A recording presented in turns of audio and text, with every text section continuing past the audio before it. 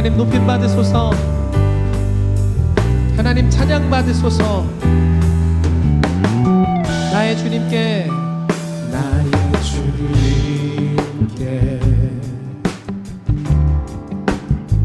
찬양 드리며 그 크신 사랑 주님께 감사. 하나님 어둠 속에 찾아오셔서 어둠 속에 찾아오셔서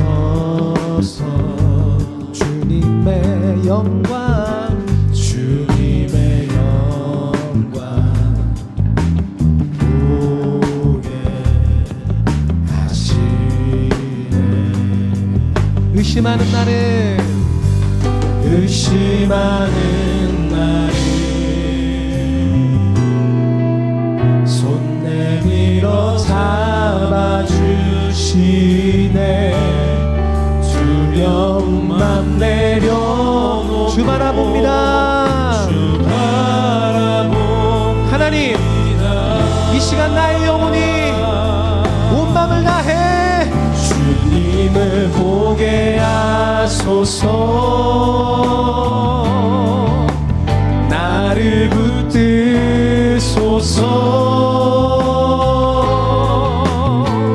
내 뜻과 내 생각 내려놓고 나의 주님 앞에 나 엎드려 주의 음성 기다리니. 나를 부르실 때 믿음으로 걸어가리. 아멘 아멘. 우리를 인도하시는 하나님, 우리 한 번 더 찬양합니다. 나의 주님께 나의 주님께 찬양 드리며 크신 사랑에 그 크신 사랑 주님께 감사. 하나님 우리 마음은 캄캄한 어둠이지만 주님께서 어둠 속에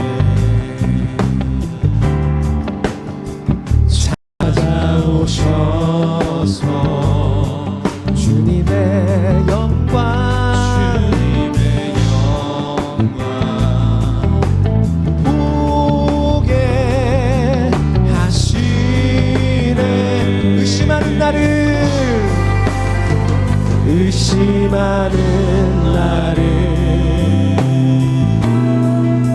손 내밀어 잡아주시. 두려움만 내려놓고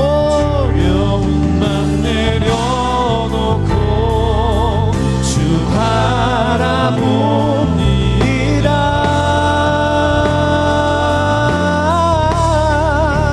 주님을 보게 하소서. 나를 붙드소서. 내 뜻과 내 생각 내려놓고 주님 앞에 나 엎드려 주의 음성 기다리니. 나를 부르실 때 믿음으로 걸어가. 우리 한 번 더 고백합니다. 하나님 의심하는 나를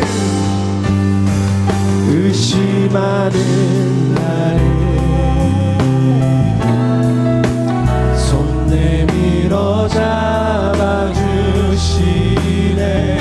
주님이 있기 때문에 마음만 내려놓고 주 바라봅니다.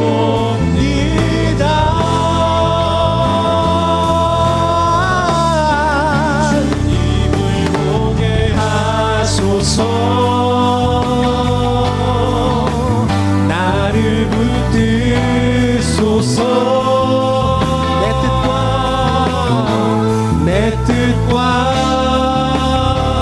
내 생각 내려놓고 오직 주님께로만 주님 앞에 나 엎드려 주의 음성 기다리 나를 부르실 때 주님 나를 부르실 때 믿음으로 걸어 우리 한 번 더 고백합니다.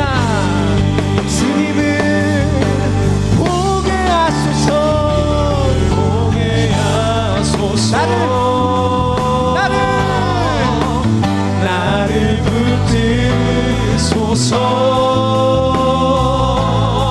붙드소서 내 뜻과 내 생각 내려놓고 주님 앞에 나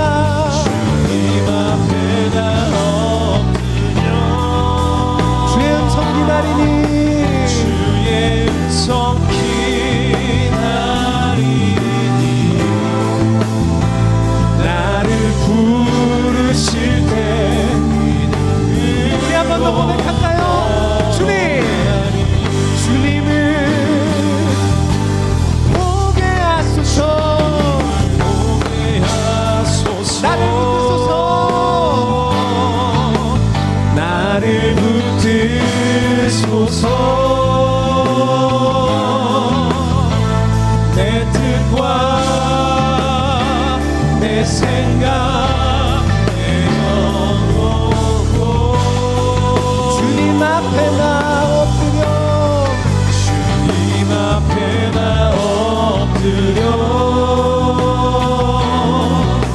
주의 음성 기다리니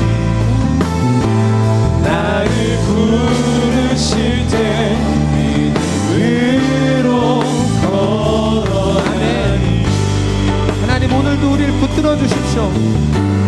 오늘도 우리를 채워 주십시오.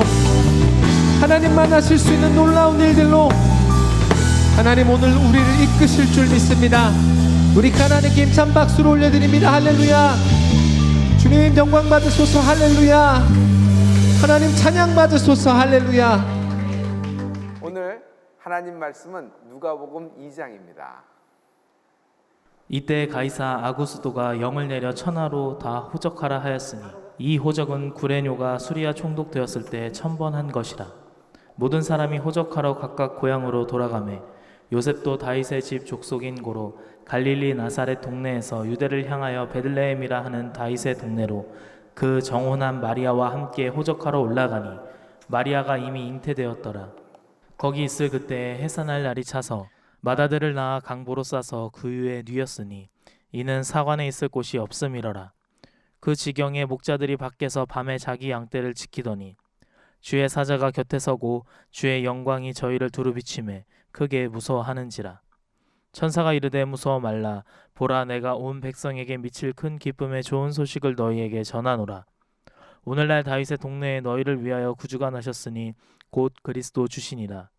너희가 가서 강보에 쌓여 구유에 누인 아기를 보리니 이것이 너희에게 표적이니라 하더니 호련히 허다한 천군이 그 천사와 함께 있어 하나님을 찬송하여 가로되 지극히 높은 곳에서는 하나님께 영광이요 땅에서는 기뻐하심을 입은 사람들 중에 평화로다 하니라. 천사들이 떠나 하늘로 올라가니 목자가 서로 말하되 이제 베들레헴까지 가서 주께서 우리에게 알리신 바 이 이루어진 일을 보자 하고 빨리 가서 마리아와 요셉과 구유에 누인 아기를 찾아서 보고 천사가 자기들에게 이 아기에 대하여 말한 것을 고하니 듣는 자가 다 목자의 말하는 일을 기이 여기되 마리아는 이 모든 말을 마음에 지키어 생각하니라. 목자가 자기들에게 이르던 바와 같이 듣고 본 그 모든 것을 인하여 하나님께 영광을 돌리고 찬송하며 돌아가니라.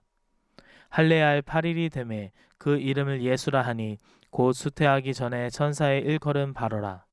모세의 법대로 결례의 날이 참에 아기를 데리고 예루살렘에 올라가니 이는 주의 율법에 쓴 바 첫 해에 처음 난 남자마다 주의 거룩한 자라 하리라 한 대로 아기를 죽게 드리고 또 주의 율법에 말씀하신 대로 비둘기 한 쌍이나 혹 어린 반구 둘로 제사하려 함이더라. 예루살렘에 시므온이라 하는 사람이 있으니 이 사람이 의롭고 경건하여 이스라엘의 위로를 기다리는 자라. 성령이 그 위에 계시더라. 저가 주의 그리스도를 보기 전에 죽지 아니하리라 하는 성령의 지시를 받았더니 성령의 감동으로 성전에 들어가매 마침 부모가 율법의 전례대로 행하고자 하여 그 아기 예수를 데리고 오는지라. 시므온이 아기를 안고 하나님을 찬송하여 가로되 주제여 이제는 말씀하신 대로 종을 평안히 놓아 주시는도다. 내 눈이 주의 구원을 보았사오니 이는 만민 앞에 예비하신 것이요 이방을 비추는 빛이요 주의 백성 이스라엘의 영광이니이다 하니 그 부모가 그 아기에 대한 말들을 기이 여기더라. 시므온이 저희에게 축복하고 그 모친 마리아에게 일러 가로되 보라 이 아이는 이스라엘 중 많은 사람의 패하고 흥함을 위하여 비방을 받는 표적되기 위하여 세움을 입었고 또 칼이 내 마음을 찌르는 듯 하리라. 이는 여러 사람의 마음의 생각을 드러내려 함이니라 하더라. 또 아셀 지파 바누엘의 딸 안나라 하는 선지자가 있어 나이 매우 늙었더라. 그가 출가한 후 7해 동안 남편과 함께 살다가 과부된 지 84년이라. 이 사람이 성전을 떠나지 아니하고 주야에 금식하며 기도함으로 섬기더니 마침 이때에 나와서 하나님께 감사하고 예루살렘의 구속됨을 바라는 모든 사람에게 이 아기에 대하여 말하니라. 주의 율법을 쫓아 모든 일을 필하고 갈릴리로 돌아가 본 동네 나사렛에 이르니라. 아기가 자라며 강하여지고 지혜가 충족하며 하나님의 은혜가 그 위에 있더라. 그 부모가 해마다 유월절을 당하면 예루살렘으로 가더니 예수께서 12살 될 때에 저희가 이 절기의 전례를 쫓아 올라갔다가 그 날들을 마치고 돌아갈 때에 아이 예수는 예루살렘에 머무셨더라. 그 부모는 이를 알지 못하고 동행 중에 있는 줄로 생각하고 하룻길을 간 후 친족과 아는 자 중에서 찾되 만나지 못하매 찾으면서 예루살렘에 돌아갔더니 사흘 후에 성전에서 만난즉 그가 선생들 중에 앉으사 저희에게 듣기도 하시며 묻기도 하시니 듣는 자가 다 그 지혜와 대답을 기이 여기더라. 그 부모가 보고 놀라며 그 모친은 가로되 아이야 어찌하여 우리에게 이렇게 하였느냐. 보라 내 아버지와 내가 근심하여 너를 찾았노라. 예수께서 가라사대 어찌하여 나를 찾으셨나이까. 내가 내 아버지 집에 있어야 될 줄을 알지 못하셨나이까 하시니 양친이 그 하신 말씀을 깨닫지 못하더라. 예수께서 한 가지로 내려가사 나사렛에 이르러 순종하여 받드시더라. 그 모친은 이 모든 말을 마음에 두니라. 예수는 그 지혜와 그 키가 자라가며 하나님과 사람에게 더 사랑스러워 가시더라. 아멘. 누가복음은 누가에 갖고 있는 그 저술적인 특징이 있습니다. 그가 기록을 할 때 굉장히 모든 것을 팩트 중심으로 해서 이렇게 이렇게 쭉 자세하게 이렇게 적어나가는 것을 볼 수 있어요. 그런데 오늘 예수님에 대한 이제 출생과 이제 성육시라는 그 이제 베들레헴에서 나시는 장면과 예수님의 이제 성장 과정에 대해서 이야기가 나옵니다. 실은 다른 복음서에서 없는 것이 나오는 것이 있으니 예수님이 12살 되었을 때 실종 사건입니다. 이제 이것을 살펴보면서 우리가 하나님이 오늘 우리에게 어떤 말씀을 주시는지를 알면은 여러분 놀라울 겁니다. 오늘 누가복음 기도회 여러분 둘째 날입니다. 오늘의 제목은 성실하라라는 말입니다. 성실하라, 성실하라. 오늘 누가복음 2장 52절에 보면 예수는 그 지혜와 그 키가 자라가며 하나님과 사람에게 더 사랑스러워 가시더라라는 말씀이 있습니다. 예수님은 먼저 키가 자라가시죠.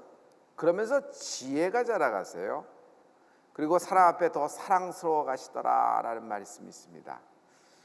여러분 지금 우리 아이들이 굉장히 큰 그 격리 상태에 있는 거죠.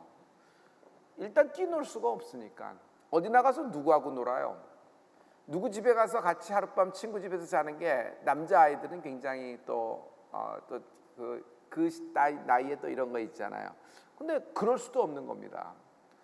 옆에 그 친구 집에 잠깐 가서 논다든지 친구와 만난다든지 이런 것이 모두 제한적이고 학교 생활도 그렇고 아이들이 뛰어놀 수가 없기 때문에 밖에 나갈 수가 없기 때문에 이것이 발산이 안 돼요. 그래서 지금 코로나 세대라고 저는 생각하는데 이 코로나 세대의 아이들에게서 여러분 여러 가지 심한 역기능이 나올 가능성이 굉장히 짙습니다.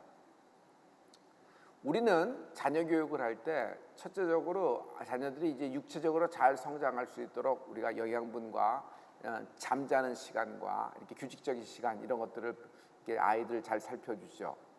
그러면서 가장 중요하게 생각하는 것이 지적인 성장입니다. 아이들이 공부를 해야 되니까. 그래서 지금 상황에서도 여러분 학원을 포기할 수가 없고 또 아이 학업을 또 교과 과정 나가는 걸 또 포기시킬 수가 없어요. 그래서 여러 가지 학교에서도 않고 여러분도 고민이 많을 거라고 생각합니다. 참 노력하고 여러분도 수고 많으십니다. 그런데 크리스찬이라고 생각하면서도 우리가 육체적인 성장, 지적인 성장을 굉장히 신경 쓰고 중요하게 생각한 나머지 영적인 성장에 대해서 약간 무뎌질 수가 있어요. 왜냐하면 영적인 성장은 언제든지 내가 노력해주고 이 아이가 힘을 내면은 언제든지 따라잡을 수 있다고 생각하는 거예요. 그리고 그것은 때가 되면 저절로 되는 것이고 내가 이렇게 교회 다니니까 내 아이들도 이렇게 자연스럽게 이렇게 나랑 같이 믿음이 연동이 되리라 이렇게 생각하시는 겁니다. 그런 것도 있죠. 그러나 아이가 벌써 초등학교 들어가면서는 여러분 이제 사춘기에 들어가기 시작하잖아요. 여러분 그 아이가 이제 아이가 우리에게 신학적인 질문을 하기 시작합니다.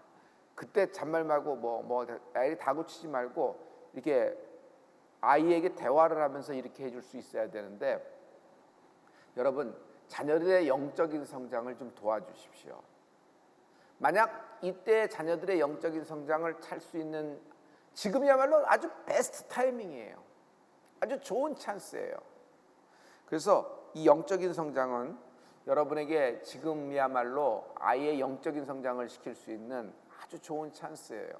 같이 예배를 드리는 것 아주 최고의 교육을 하는 겁니다. 최고의 교육은 밥상머리 교육이라 그러잖아요. 그게 우리 탈무드에서 얘기하는 거죠. 그래서 여러분 자녀들과 같이 식사하는 것 그러면서 자녀들과 같이 9시부터 10시까지 예배하는 가정에 축복이 있고 하나님이 또 갚아주실 줄 믿습니다. 이것은 누가 훔쳐갈 수가 없는 것이에요. 자녀들을 같이 예배에 참석시키고 자녀들의 영적인 성장을 돕는 것 좋은 대학 가고 나서 뭐 그러고 하고 이게 대개 고등학교 2학년 때부터 3학년 때까지는 교회도 빠지고 뭐 하고 근데 목사니까 그렇게 하는 얘기가 아니라 여러분 영혼이 먼저입니다. 다 됐는데 영혼이 안 될 경우, 영혼이 빚어지지 않을 경우, 영혼이 하나님을 선택하지 못하는 경우, 영혼의 믿음이 없는 경우 여러분 인생이 참 안타까움을 가질 수 있는 장면들이 굉장히 많아요. 아무리 바쁘고 아무리 그래도 여러분 자녀들의 영적인 성장을 도와주셔야 됩니다. 그때 제가 여러분에게 제일 아주 강추하는 것이 여러분 성경 말씀 암송입니다. 말씀 암송입니다. 여러분 마가복음을 하면서 우리 말씀 2절을 암송하자 그랬죠? 기억하세요? 마가복음 16장 17절 18절 말씀 믿는 자에겐 이런 표적이 따르니 곧 저희가 내 이름으로 귀신을 쫓아내며 새 방언을 말하며 뱀을 집으며 무슨 독을 마실지라도 해를 받지 아니하며 병든 자에게 손을 얹은즉 나으리라 하시니라. 아멘. 여러분 이 말씀을 많이 들었잖아요. 근데 여러분 입으로 암송하기 시작해야 돼요. 많이 들어서 대충 알고 있는데 암송을 하려면 대충 알아요. 띄엄띄엄 알아요. 그래서 이게 먼저인지 저거 먼저인지 이렇게 하는데 그러지 마시고 그 말씀 그대로 한번 이렇게 암송을 하기 시작하세요. 특별히 잠 안 오시는 분, 밤에 잠을 못 자는 분 여러분을 위로합니다. 정말 위로합니다. 여러분 이거 말씀 암송하셔야 됩니다. 약 먹고 주무시는 것 이거 뭐 한 일주일 이상 더 할 수 있겠어요? 그 약을 계속 드시겠어요? 그 다음에 그 후유증은 어떻게 하겠어요? 그건 뭐 누구도 감당 못해요. 병원도 감당 못하는 그 후유증을 어떻게 하겠어요? 여러분 말씀 암송하셔야 됩니다. 이런 모든 잠 못 자게 하고 심장이 이게 밖으로 나오는 듯한 불안한 마음 소식이 어떤 소식이 들릴 때마다 쿵쿵하고 내려하는 마음 있죠. 그것이 불안한 마음이에요. 두려운 마음이 뭐예요? 뭐 그냥 뭐 어떤 뉴스 하나 보는데 나하고 연결된 듯한 느낌? 또 어떤 소식이 들리는데 이것이 증폭돼서 이렇게 될 것이다 미리 추론되는 느낌? 그래서 막 마음이 꺼지고 한숨이 나오고 위액이 이렇게 역류하고 먹은 것이 소화가 안 되고 얹히고 하는 거 있죠. 여러분 이게 전부 다 똑같은 증상이에요. 내가 나서 예수를 명하노니 이 잠 못 자게 하는 모든 기능이 도로 잠자는 기능으로 회복되는 축복이 있기를 축복합니다. 할렐루야. 말씀을 암송하세요. 나 잠 못 잔다고 그냥 가만히 있지 말고 말씀을 암송하기 시작하세요. 말씀을 암송하기 시작하세요. 아이들에게 이 말씀 암송 또 이 노트, 성경 노트, 말씀을 이게 적게 하는 것, 아이들이 적게 하는 거예요. 부모님들이 여러분 어머니나 아버님이 이렇게 필사하시는 분이 있죠. 그리고 특히 이 누가복음 기도회를 또 마가복음 기도회, 시편 번제, 다니엘 번제 뭐 해서 우리가 쭉 이제 100몇십 번째 왔는데 그동안 노트 정리하시는 분들이 있죠. 이거 영적인 굉장히 좋은 습관이며 성실하신 것입니다.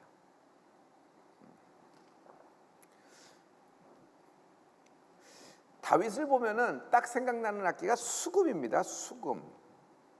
다윗이 수금을 잘 탔죠. 다윗이 수금을 잘 탄 것이 뭐 그냥 수금을 타도록 타고났을까요? 아니에요. 수금을 연습하는 겁니다. 어떻게 연습해요? 띄엄띄엄 하고 싶을 때마다 생각날 때마다 털면은 악기 사두고 먼지만 집어넣고 나중에는 중고로 파는 거예요.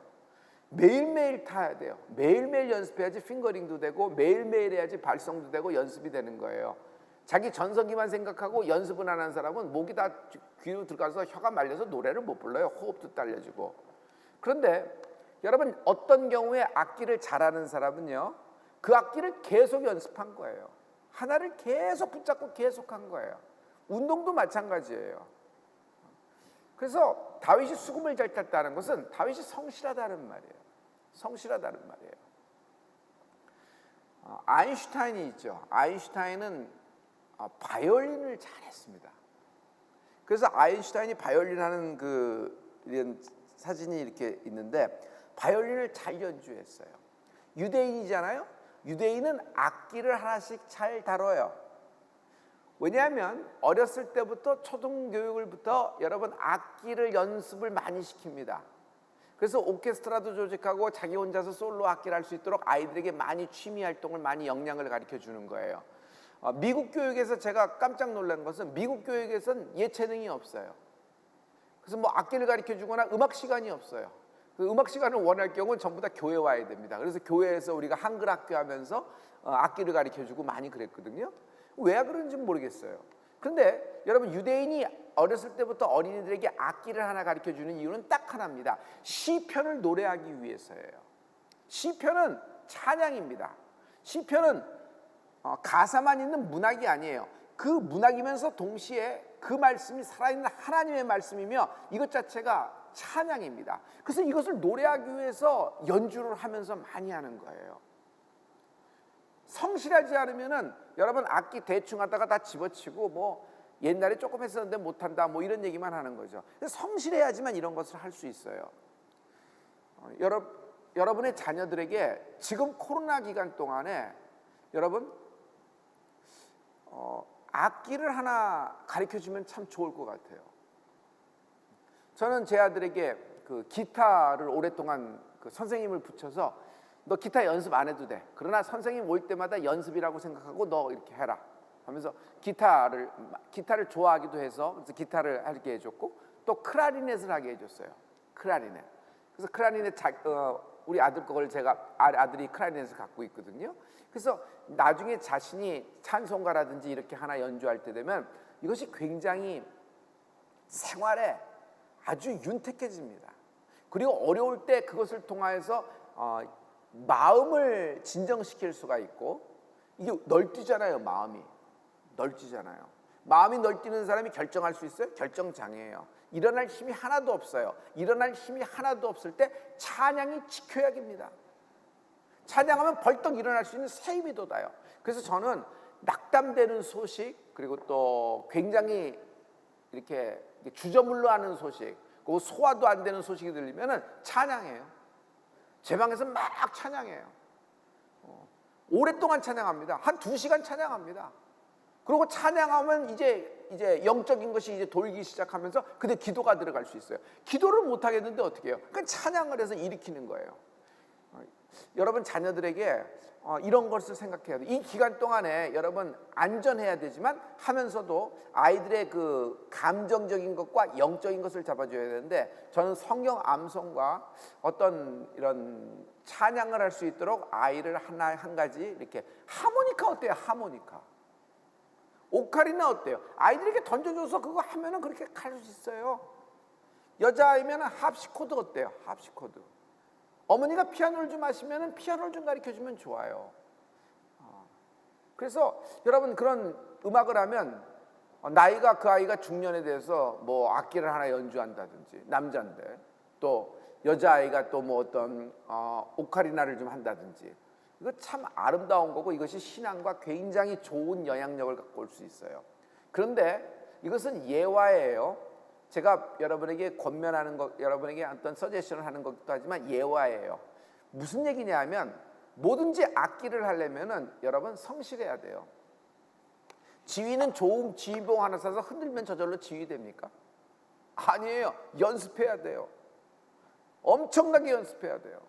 상상을 초월할 정도로 연습해야 돼요. 얼만큼 연습을 했냐면 제 팔이 좀 다른 사람보다 깁니다. 제가 농구를 많이 해서 긴 것이 아니라 어렸을 때 지휘 연습을 하도 많이 해서 팔이 자동적으로 이렇게 좀 길어졌다고 난 생각해요. 내 생각으로는. 그리고 나는 그런 걸 연습을 많이 했기 때문에 이 50견이 없어요. 50견이. 하도 팔을 이렇게 많이 썼기 때문에. 그리고 심장이 이렇게 튼튼합니다. 왜냐면 이게 막 드라마틱한 것도 하고 서정적인 것도 하고 이러다 보니까. 근데 연습하지 않고는 되지가 않는다는 것이. 성실해야 돼요.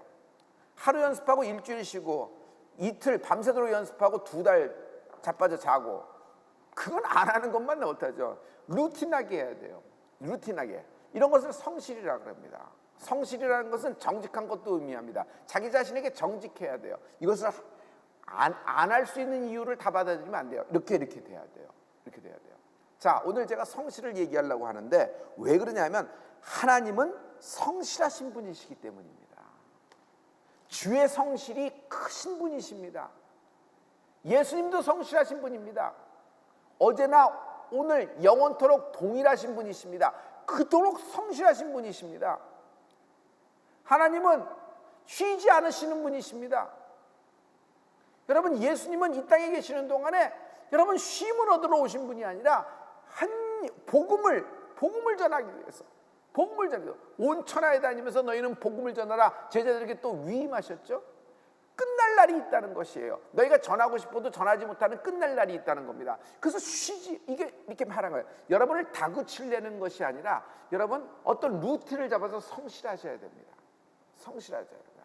그냥 몰아쳐서 1년에 한 번 어디 성산에 올라가서 하이원에 올라가서 회개 쫙 하고 세탁하고 다시 1년 동안 내 몸 먼 대로 사는 듯한 느낌? 아니요. 이게 성실하셔야 돼요. 중간중간 성실하셔야 돼요. 지금 여러분 예배 나오면 여러분이 성실하다고 저는 생각합니다. 지금 여기 이렇게 여러분들이 채팅창에 아멘 하면서 이렇게 오시는 분들을 이렇게 보고 있거든요. 난 여러분이 성실하다고 생각합니다. 여러분, 영적으로 뜨거운 거 좋습니다. 근데 그 뜨거움의 기반이 뭐예요? 성실하셔야 됩니다. 성실하지 않고 뜨거운 거, 그 뜨거움 때문에 실수할 수 있어요. 아니요, 실패할 수도 있어요. 어떻게 그럴 수가 있나? 아니, 글쎄 그럴 수 있어요. 그럴 수가 있어요. 성실하셔야 돼요. 자기 루틴이 있어야 돼요. 자기 루틴이. 남이 안 보는 자기 루틴을 갖고 있어야지, 그냥 뜨겁기만 하면은 사람들 앞에서 뜨거움은 나타낼 수 있는데 그냥 뜨거움만 있고 성실이 없으면 말실수가 많아요. 헛말이 나가요.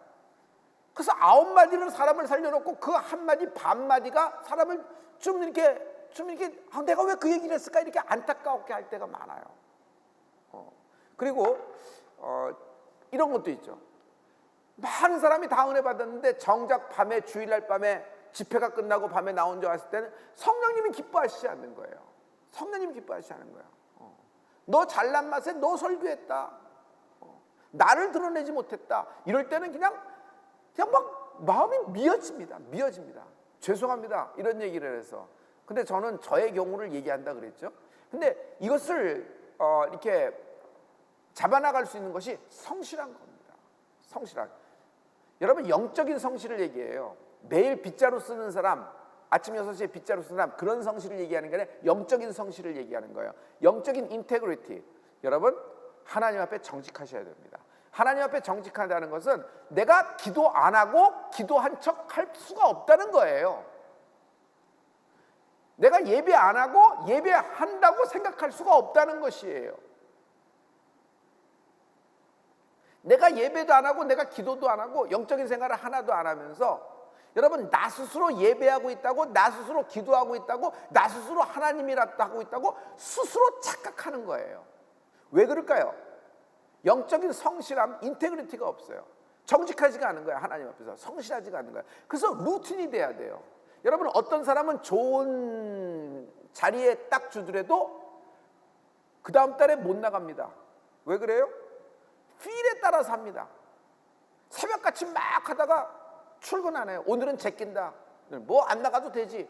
그래서 이틀 안 나가고 또 갑자기 안 나가고. 그러니까 출퇴근이 안 돼요. 아니 어떤 경우 출퇴근이 안 되는데 어떤 컴퍼니에서 어떤 그룹과 어떤 일을 합니까? 자기 혼자 하는 거예요. 자기 혼자 하는 거예요. 출퇴근이 안 되는 거예요. 왜 출퇴근이 안 돼요? 성실하지가 않는 거예요. 왜 성실하지가 않아요? 그 사람이 나쁜가요? 아니요. 필 따라서 하라 그랬어요. 훈련이 안 됐어요. 훈련이. 영적인 것도 훈련입니다. 뜨거움만 강조하는데 그 뜨거움에 성실함이 반드시 있어야 됩니다. 그거 없이 하면은 너무너무 안타까운 경우는 좀 많이 봤어요. 나 자신도 그런 경우가 많았고. 그래서 이 그 루틴을 갖고 있다는 것, 자기 루틴을 갖고 있다는 것, 이것이 영적인 힘 아닐까요? 우리가 9시부터 10시까지 이렇게 하는 것, 여러분 이거 루틴입니다. 우리의 루틴이에요. 이것이 우리에게 잘 이렇게 되겠는데, 여러분 이 기도가 끊어지지 않고 예배가 끊어지지 않는 축복이 있을지어다. 우리 다시 한번 마가복음 끝나면서 했던 성경 암송을 한번 2절만 암송해 볼까요? 믿는 자에겐 이런 표적이 있다르니.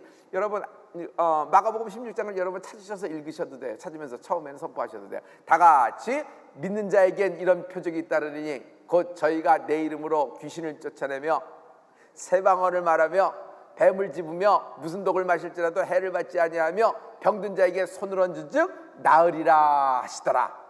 아멘. 우리 다 같이 하나님께 영광의 박수를 해요. 할렐루야.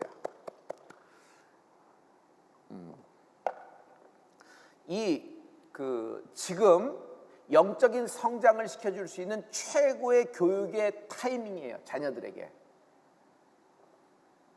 지금 굉장히 좋은 타이밍이에요. 감정적인 것과 여러분 지적인 성장만 하지 말고 감정적인 것과 그 다음에 여러분 영적인 성장을 도모해 주세요. 그래서 밸런스가 맞아야 돼요. 통합돼야 돼요. 통합될 수 있어요. 자기 통합이 필요해요. 오늘 이 누가복음 2장에 보면은 여러분 예수님의 그 탄생이 나옵니다. 호적하라. 그래서 요셉이 마리아를 데리고 베들레헴에 갔다. 왜냐하면 호적이 베들레헴이니까. 저는 청주안 씨입니다. 그러니까 제가 호적하려면 청주로 가야 되겠죠. 근데 호적하러 베들레헴에 갔습니다. 베들레헴엔 누가 있을까요? 다윗 가문의 집안 사람들이 다 모인 거예요. 그 사람들이 그냥 오랜만에 모든 사람들이 집성촌을 이룬 마냥 그냥 천하에서 다 모여서 이제 호적하라고 다 모인 겁니다. 그러다 보니까 노룸, 방이 없어요. 사관에 있을 곳이 없습니다. 여관에 방이 하나도 없는 거예요. 동이 다 난 거예요. 그런데 배가 남산만한 만삭인 마리아가 왔는데 거기서 산기가 있는 겁니다. 그래서 방을 찾으나 방이 없어요. 급기야 어디서 나왔어요? 여러분 구유에서 났어요. 구유.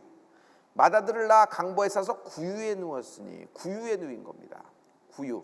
구유가 뭐죠? 우리식으로 얘기하면 이게 이렇게 로맨틱하게 돼 있는데 여기 뭐 외양간이죠. 뭐 이렇게 동물들도 아니고 이 구유가 뭐냐 하면은 우리식으로 얘기하면 여물통이죠. 여물통. 여물통 어떻게 돼요? 첫째, 냄새나죠. 짐승의 그 설거지 그릇이니까, 밥 먹고 설거지, 걔네들이 설거지 할 일은 없으니까. 그러니까 그 여물통이에요. 냄새나고 악취나요. 그리고 거의 음식물 쓰레기 놓여 있는 데예요. 그리고 온갖 바이러스 다 있고 온통 아주 인간이 내려갈 수 있는 가장 낮고 천한 곳이 거기에요. 아무도 구유에 여물통에 눕는 사람은 없어요. 특히 아이가 출산했을 때 그 아이를 여물통에 넣는 아이가 어디 있어요? 아무리 버려진 아이라도 여물통에 들어가는 아이는 없을 거예요. 그런데 예수 그리스도, 메시아 예수 그리스도가 오셔서 여물통에 누인 겁니다.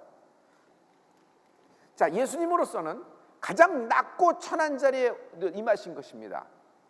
그런데 여러분, 이곳 베들레헴에 모인 사람 생각하세요. 다윗 집안의 사람들이에요. 그들은 자기들대로 시끌벅적 오랜만에 만나서 서로 안부를 묻고 떠드는 나머지 배가 남산만하고 산기가 있는 마리아에 대해서는 문전박대해 버린 거예요. 이렇게 산기가 있으면 누구라도 방 하나 내줄만 하잖아요. 여기서 몸을 좀 풀라고 할 수 있잖아요. 주인이 뭐 어떻게 할 수 있잖아요. 아이가 낳는 판에 아무리 방이 없다고 할 거니 아이가 나오는 판에 그거는 어떤 이유 여하를 물러나고 어떤 그 사람이 뭐 어떤 것인 건데 딱 끊어버리고 그 여인이 아이를 낳을진대는 그 여인을 보호하는 것이, 여러분, 이건 어떤 소수민족 아니라 무슨 어떤 민족 모두 통틀어서 동일할 거라고 나는 생각합니다. 그런데 아니, 이 아이가 외양간에서 예수 그리스도가 하나님의 아들이 구유에 누인 겁니다. 여물통에 누인 겁니다. 왜 그랬을까요? 다윗 집안의 사람들이지만 분주했어요. 자기들끼리 바빴어요. 자기들끼리 신난 거예요. 그래서 자기들끼리 바빠서 자기들끼리 안부 묻고 자기들끼리 축제고 자기들끼리 들썩들썩 오랜만에 이러니까 또 모이니까 얼굴 좋다 한 나머지 예수님에 대해서 여러분 거부해버리고 여러분 그냥 내쳐버린 거예요. 여러분, 성령님이 내 안에 계실 수 있도록, 내 안에 임재할 수 있도록 우리가 룸을 내어드리는 은혜가 있을지어다.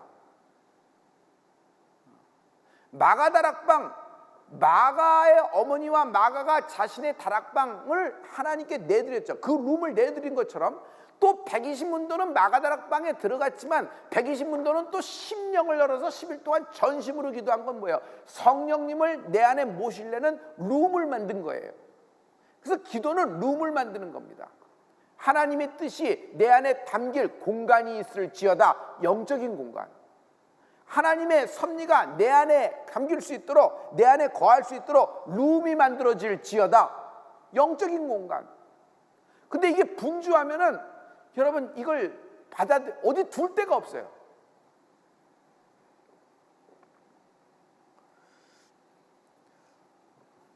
이제 2장 50절과 51절에 보면은 여러분 한 사건이 또 나옵니다. 예수님은 당시에 12살이었어요. 12살이었어요. 전부 다 명절을 맞아 예루살렘으로 다 올라갔습니다. 그 부모와 함께 예수님은 예루살렘으로 가신 거예요. 그래서 거기서 지내고 그 다음에 다시 갈릴리 나사렛으로 이렇게 나오는 장면입니다. 근데 내려오시다가 사건이 생긴 겁니다. 예수님을 실종됐어요. 우리 어렸을 때는 여러분 아이들을 실종 사건이 굉장히 많았습니다. 잊어버렸어요. 아이들이 길을 잃어버려서 어디 놀러 가면 아이 미아보호센터에서 매일매일 사람 찾는 얘기하고 뭐 이래요. 제가 보이스카우트 출신이거든요. 명절 때는 무슨 일을 했냐면 고궁에 가서 미아센터에서 일해줬어요.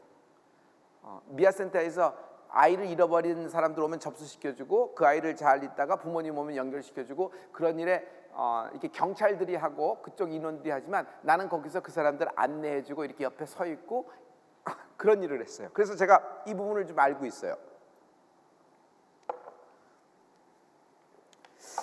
여러분도 이런 사건을 기억하고 있죠. 우리가 어렸을 때 이랬으니까. 근데 부모님들이 들어오자마자 일성이 뭐냐면은 그 아이에게 아이고 이 녀석아 어디 있었냐, 그러게 너 거기 가만히 있으라 그랬는데 도대체 어딜 갔는 거야 막 이래요. 어머니는 너무 반가워서, 아버지도 너무 반가워서 감사해서 하는 얘기인데 뭐라 그럴까, 아이에게 이렇게 하는 말로 드리는 거예요. 근데 본심은 그게 아니죠. 그런 말이 이제 툭툭 튀어나오는 걸 보면서 아 그렇구나, 어렸을 때는 잘 모르고 이렇게 지낸 거예요. 근데 이와 같은 똑같은 사건이 벌어졌어요. 며칠 동안 이렇게 예루살렘에서 나사렛으로 내려가고 있다가 갑자기 아버지와 어머님이 예수 어디 있지? 없는데요? 일행 중에 있는 거 아니야? 없는데요? 없어. 다 찾아봤는데 없는 거야. 예수님이 안 계시는 거예요. 그러니 깜짝 놀라서 이 부모님들이 어디로 갔냐면 다시 예루살렘에 갔어요. 그래서 다시 예루살렘으로 올라가서 뒤지기 시작했는데 예수님을 찾았는데 어디서 찾았는 줄 아세요? 예루살렘 성전에서 예수님이 거기서 Q&A 하고 계세요. 12살짜리 아이가 깜짝 놀라는 거예요. 3일 만에 찾은 거예요. 3일 만에 찾은 거예요. 이 사건도 앞에 출생의 여물통 사건하고 저는 동일한 관점으로 봅니다. 보시죠. 이 어린 예수님이 어디냐면 성전에서 있는 거예요. 그래서 마리아와 요셉이 깜짝 놀란 장면이 있는 것입니다. 자, 보세요. 성실이 사라지면 분주해진다. 요셉과 마리아는 예루살렘에 올라갈 때 명절이니까 들뜬 거예요. 사람들도 많은 거예요. 당연히 아들이 따라오고 있겠지. 올라갈 때 같이 갔으니까 내려올 때도 같이 오겠지 생각한 거예요. 당연히 있겠지. 당연히 내 주위에 있겠지. 내 옆에 있겠지. 아이가 따라오고 있겠지. 어딘가 있겠지. 그렇게 생각한 나머지 아이가 시야에 안 보여도 그냥 있는 거라고 생각하고 있는 거라고 믿은 거예요. 이것이 이 부모의 결정적인 아쉬움이에요. 왜냐하면 이 부모는 다른 데 정신이 팔린 거예요. 분주한 거예요. 사람들을 만나고 그러니까 잔치 같으면 막 분주하고 막 이렇잖아요. 막 이래요. 처음에는 당황합니다. 이런 사태에서. 그러나 조금 더 이게 익숙해지면은 또 분주해집니다. 여러 가지 분주해져요. 그래서 제가 여러분에게 부탁했어요. 제대로 거 한 가지만 하면 된다 그랬잖아요. 괜히 일 저 일 하고 분주하게 다닐 필요가 없어요. 분주하게 하면 여러분 말이 많아져요. 말을 많이 하면요 반드시 거기서 엮이게 돼 있어요. 내가 무슨 얘기했는지도 몰라요. 왜 그 사람하고 그렇게 됐는지도 모르고 뭘 얘기했는지도 몰라요. 결국 말을 많이 하게 되면 결국 뭐 여러 가지 사건이 많이 생겨요. 뭐 녹취도 생기고 뭐 이렇게 생겨요. 말을 아끼셔야 됩니다. 왜 그럴까? 분주해진 거예요. 그냥 한껏 들뜬 거지. 들뜬 거가 나쁜 거가 아니에요. 그냥 분주해져서 예수님이 나와 함께 늘 동행한 영원한 임마누엘이라고 스스로 착각해버린 거예요. 예수님이 안 계신데도 불구하고. 이 사건이 그대로 된 거예요. 근데 이 마리아와 요셉은 잘한 것이 있어요. 이 사건에서 예루살렘 성전으로 달려갑니다. 예루살렘으로 다시 갑니다. 여러분 떨어졌을 때는, 여러분 어긋났을 때는 어디서부터 어긋나고 어디서부터 떨어졌는지를 살펴야 돼요. 첫사랑 어디서부터 떨어지고 어디서부터 어긋난지를 살펴야 돼요. 여러분 마음이 뚝뚝 떨어지는 것, 불안한 것, 일어날 힘이 없는 것, 자고 깨어나기 싫은 것, 모든 것을 다 집어치고 그냥 이대로 끝났으면 하는 마음, 여러분 그 마음이 왜 그렇게 됐는지, 어디서부터 떨어졌는지, 어디서부터 어긋나고 어디서부터 검은 그림자가 왔는지 여러분 살펴야 돼요. 제가 그 답을 가르쳐 줄게요. 여러분 마리아와 요셉처럼 예루살렘 주의 성전에 오는 은혜가 있을지어다. 예배예요. 예배에서 찾을 수 있는 것이에요. 예배를 빼고 찾을 수가 있는 것이 아니에요. 사람들은 그 팩트만 봐요. 그래서 그걸 해결하려고 그러는데 아니에요. 우리는 영적인 것을 봐야 돼요. 우리에게 일어나는 우연한 일이 있어요? 성도 여러분, 지금 다 보고 계시는데 여러분 채팅창 올라오네요. 지금 계속 올라오시는데 여러분 우연한 일이 있어요? 예수 믿고 난 후에 우연한 일이 있어요? 우연한 일 없어요. 우연한 일 없어요. 지금 코로나가 왜 생겼는지 뭐 우리는 모르겠죠. 그러나 언젠가는 이게 나타날 겁니다. 그러나 여러분 이것은 우리에게 우연이 아닙니다. 반드시 이걸 통하여 하나님이 우리를 사용하실 줄 믿습니다. 끝까지 견디셔야 됩니다. 마지막까지 견디셔야 됩니다. 아주 그냥 성실한 마음으로 견디셔야 됩니다. 예배하면서 견디셔야 됩니다. 마지막 때에 여러분과 나를, 우리 서대순을, 우리 온라인 교회를 주의 복음의 스피커로 사용하게 되실 것이다. 할렐루야, 할렐루야.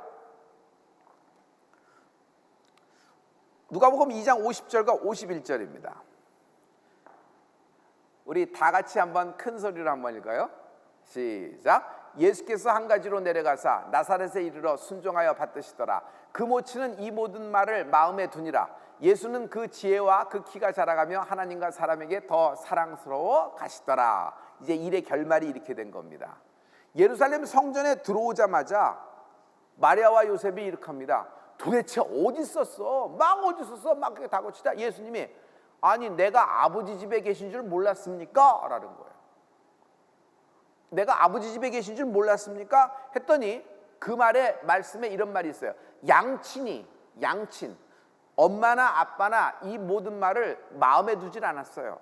그 말을 그냥 무슨 뜻인지 모르고 흘려보냈어요. 내가 아버지 집에 계셔야 있는 줄 몰랐습니까? 하는 얘기를 마음에 두지 않고 그냥 흘려 떠내보냈어요. 그냥 또 무심코 다 지나버린 거예요. 아이 찾았으니까 됐다 했는데, 여러분 여기 보세요. 50절에 보면은 그 모치는 이 모든 말을 마음에 두니라. 이게 무슨 말이에요? 이 모치는 마리아예요. 예수님의 어머니예요. 예수님의 어머니는 자신이 처녀의 몸으로 메시아를 잉태한 것을 가장 잘 아는 여인이에요. 예수님이야말로 자기 몸 아파 배 아파 낳지만 하나님의 아들이라는 걸 가장 잘 아는 증인이에요. 자기가 경험했으니까. 그런데 왜 이것을 마음에 두었을까요? 그전에는 잊어버린 거예요. 왜 잊어버렸어? 너무 분주해서. 예루살렘에 올라가고 거기서 내려오는 동안에 굉장히 들뜨고 한 나머지 너무 분주해진 거예요. 또 사람들하고 말을 많이 하고 말하자면, 여러분 예수님은 하나님의 아들이십니다. 그런 사람을 여러분 집에 있다고 생각해 보세요. 그러면 그 예수님께 그냥 온통 초집중되지 않겠어요? 무슨 말씀을 하시나, 무슨 말씀을 하시나. 그런데 느슨해진 거지. 살짝 줄을 놓아버린 거지. 풀려버린 거예요. 그냥 쓱 맥이 풀리듯이 쓸려버린 거예요. 그래서 그런 일상으로 돌아가 버린 거예요. 여러분, 마리아는 가브리엘 천사장의 수태고지를 받은 이후에 일상으로 돌아갈 수가 없어요. 성도 여러분, 우리 지금 여기 계신 여러분, 온라인 교회 교회인 여러분, 또 저는 온라인 교회를 이제 앞으로 그 100명까지를 보드 멤버로 봅니다. 100명 이제 첫 선착순 100명을 보드 멤버로 보면서 이제 진행할 텐데, 또 우리 서울대치순복음교회 여러분 생각해 보세요. 120문도 마가다락방에서 성령을 받은 이후 그들이 평범한 삶으로 다시 예전의 삶으로 돌아갈 수가 있어요? 나는 그렇지 않다고 생각합니다. 땅끝까지 이르러 내 증인이 되는데 평범한 삶으로 돌아갔으면 그들이 왜 순교를 했겠어요? 그들이 왜 핍박을 받겠어요? 그들이 핍박을 받았다는 것 자체가 그들은 평범한 자신의 어떤 타고난 운명적이라고 생각하는, 세상에서 얘기하는 어떤 도나 어떤 사람들이 하는 얘기, 철학자들이 하는 얘기, 그런 운명과 팔자의 삶에서는 완전히 벗어났다고 생각하는 거예요. 우리는요, 여러분, 우리는 하나님이 우리에게 하나님의 신적인 계시가 있다고 생각해요. 말씀의 계시, 성령의 계시, 꿈으로 계시하는 것, 오늘 예배로 계시하는 것, 순간순간 어떤 사건을 통해서 계시하는 것, 심지어 내 아들과 딸을 통해서 계시하는 것, 목사의 입에서 한별 목사의 기도를 통해서 여러분에게 계시되는 것, 또 성도들 이런 것이 있잖아요. 우리는 여러분 그렇게 평범한 삶으로 살 수가 없어요. 그럼 뭐냐 하면 내가 그 예수의 모친 마리아처럼 여러분 예수님을 경험했기 때문이에요. 그런데 그런 내가 어느 순간 이렇게 놓아버리면은, 그냥 막 달려가다 어느 순간 탁 나와버리면요, 예수님을 잃어버려요. 예수님을 잃어버렸는데도 잃어버린지 모르고 자기 길로 가는 거예요. 아니 사흘 동안 예수님을 잃어버렸어. 자기 아들을 잃어버렸는데도 잃어버린 줄 몰라. 있다고 생각하래. 내가 기도한다고 생각하고 예배한다고 생각하지. 사람들에 둘러싸여 있으니까 얘도 여기 있다고 생각하는 거야. 그 사람들하고 이 얘기하고 이 사람들하고 얘기하고 너무 좋죠. 인생에서 즐거움 중에 하나입니다. 그러나 그 즐거움은 작은 즐거움이고 그 즐거움은 과정의 즐거움이에요. 여러분, 큰 기쁨이 작은 기쁨을 누를 수가 있는데 작은 기쁨은요 그날 밤 사라집니다. 길어야 1시간, 길어야 2시간입니다. 그러나 그 기쁨도 필요해요. 그래요. 그 기쁨도 필요해요. 근데 그 기쁨은 해 있을 때의 기쁨이에요. 그날 하루의 기쁨이에요. 근데 영원한 기쁨이 뭐예요? 영원한 기쁨은 없어지지 않는 기쁨이란 말이에요. 취소할 수가 없는 기쁨이에요. 그게 예수님이 나의 기쁨 되십니다. 근데 영원한 기쁨이신 예수님을 잃어버리고 놓쳐버렸는데도 작은 기쁨에 취한 거예요. 그래서 양친이 예수님을 만나고도 몰라요. 그리고 마음에도 두지 않아요. 그러나 그 모친은 그 말을 마음에 두니라. 왜 그랬을까? 수태고지를 받았잖아. 예수는 내가 배 아파 났지만 이건 하나님의 아들이다. 내가 이걸 또 잊었구나. 너무 또 잊었구나. 제가 좋아하는 말 중에 특혜도 계속되면 특권인 줄 알아요. 배려도 계속되면 특권인 줄 알아요. 자기는 늘 그래야 된다고 생각해요. 그럴까요? 아니요. 성실함이 없는 겁니다. 성실함. 주의 성실함. 성령을 받은 사람의 성실함. 우리가 예수 믿는 사람의 성실함. 다시요, 이 성실함의 개념이 어디 새벽 6시에 계속 똑같은 날 빗자루만 쓴다고 생각하지 마세요. 그건 하나님의 이 성실, 영적인 성실함은 여러분 이건 완전히 다릅니다. 영적인 성실함. 여러분 영적인 루틴을 지키셔야 됩니다. 그렇지 않고 사람 앞에서 한 번 기도에 제가 그랬어요. 나는 한 번 기도에 사람 들었다 놨다 할 수 있다. 마치 그런 듯한 느낌으로 살았어요. 난 기도 안 해도 어렸을 때부터 기도하고 말바이 타고 소년 때부터 기도하기 때문에 그게 어디 가겠냐, 언제든지 나온다. 이런 최고의 교만, 건방진 이런 것들 해서 내가 그때마다 내가 아주 너무 마음이 쓰려요. 근데 실은 또 그렇게 되기도 했어요. 루틴이 없이도, 성실함이 없이도. 왜? 사람에겐 그게 전달이 될 수 있어요. 그러나 하나님을 속일 수는 없는 거예요. 하나님을 속일 수는 없는 거예요. 많은 하나님이 주신 사명이 있다고 하더라도 여러분 영적인 성실함이 없으면 울리는 종과 꽹과리예요. 사고 나요. 터져버려요. 그래서 여러분 아이들에게 이 성실함을 가르쳐 주십시오.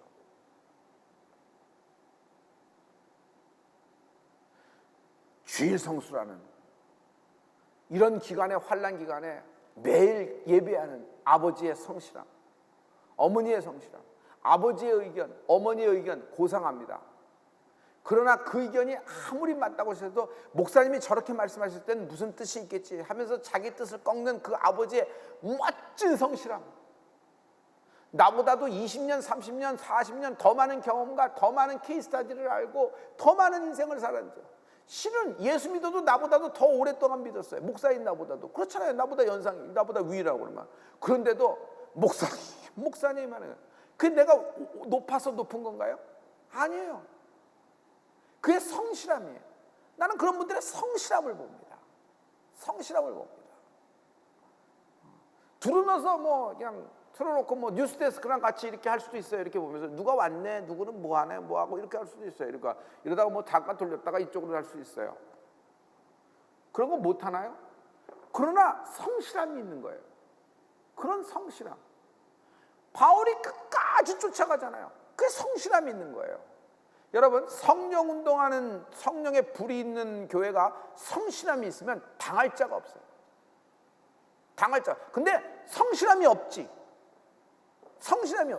그냥 어떻게 그때를 넘어가려는 어떤 그 순간의 어떤 그 순간의 어떤 그런 것. 여러분 자신에게서 나오는 제 말 잘 들으세요. 우리가 성령님 말 자신에게서 나오는 순간순간의 창의력 너무 믿지 마세요.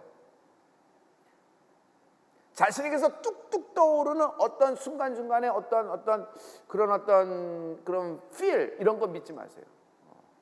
소위 그런 사람은 예체능적이라서 즉흥성도 있고 이렇게 돼서 하는데 그거 한두 번 하는 거지 그거 따라가다가는 망해요. 그거 따라가다 말이에요. 예술적인 게 아니에요. 반드시 밑에는 말씀의 성실함이 있어야 돼요. 기도의 성실함이 있어야 돼요. 그래서 제가 여러분 보고 성령을 받은 우리가 정말 보통의 삶 다시 돌아갈 수가 없다. 우리가 이렇게 혹시 분주하다 그러면 여러분 라이프를 심플하게 만드세요. 단순하게 만드세요. 뜨거움으로 기도하셔야 됩니다. 이 여름에 여러분 뜨거움으로 기도해야 돼요. 우리가 항상 여름에는 하이원의 컨트리클럽 호텔을 우리가 통전세를 내가지고 거기서 우리가 그 집회를 하고 이랬잖아요. 그런데 여러분 이런 뜨거움을 가질 수가 없어요. 그렇지만 여기서 이렇게 매일매일 예배하는 뜨거움이 여러분 이 기간 동안에 이 영적인 성령의 불이 우리를 압도할 줄 믿습니다. 찬양하시는 분 성실하셔야 됩니다. 시간을 지키라 이런 얘기보다 여러분 예배 없이 말씀 없이 기도 없이 찬양하는 것을 부끄러워 여겨야 됩니다. 그러고도 됐다 그러면 그게 여러분에게 실패예요.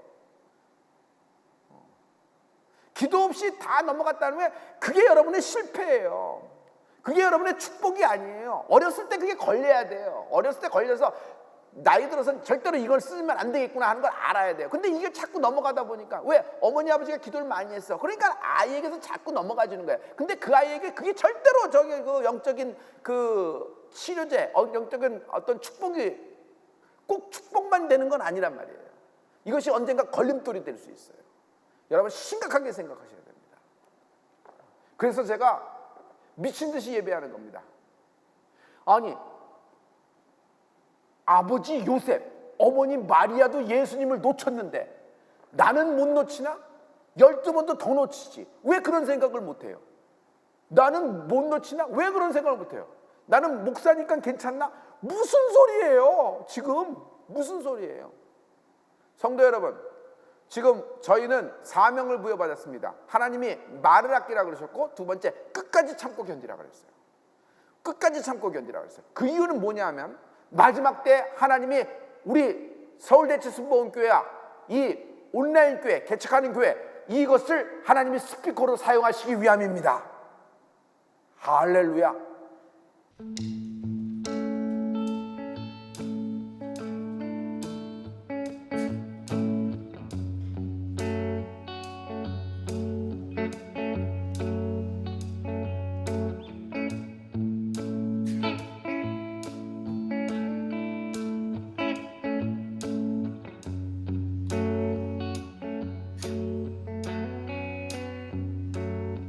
보여 세상의 모든 헛된 의심보다 능력 있는 말씀 나를 이롭다 하며 날 보호하시네 예수의 보혈 세상의 모든 보혈 세상의 모든 헛된 의심보다 능력 있는 말씀 나를 이롭다 하며 날 보호하시네 예수의 보혈 우리 죄를 씻기고 다시 영접케 하는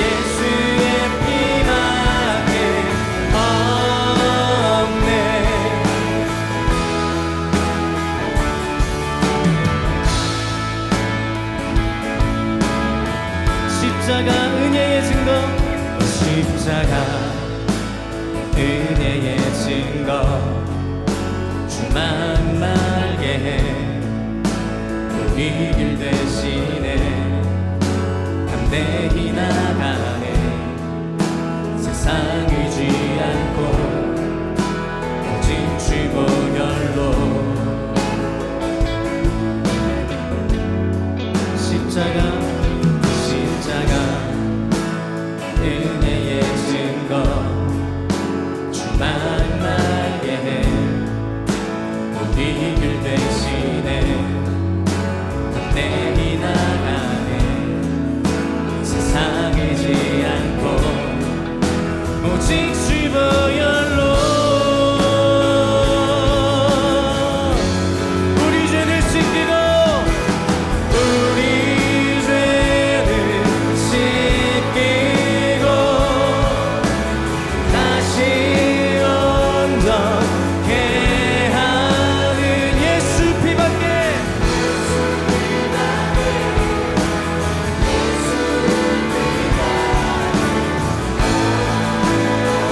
우릴 정결케 하며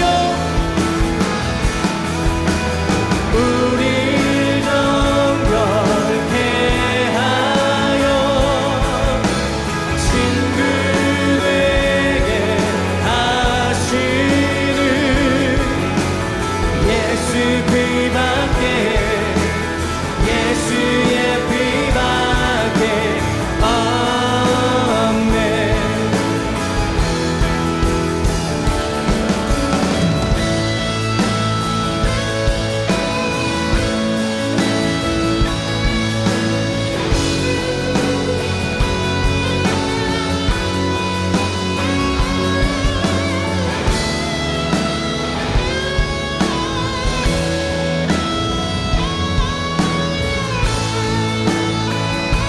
주보혈 감사해 주보혈 감사해 주의 보혈 감사해 예수 피밖에 예수 피밖에 예수의 피밖에 없네 주보혈 찬양해 주보혈 찬양해 주의 보혈 찬양해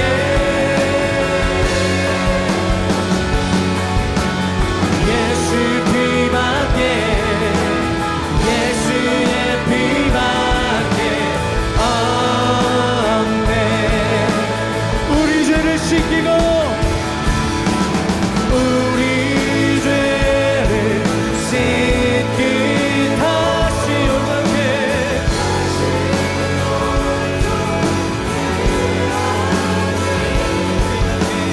예수 피밖에 예수의 피밖에 없네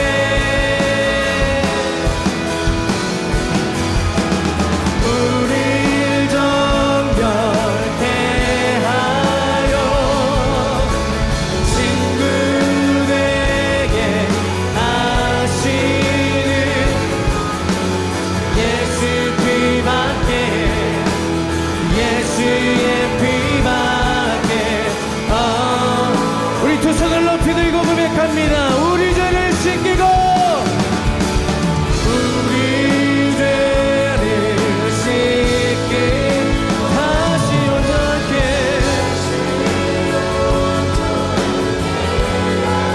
예수 피밖에 예수 피밖에 예수의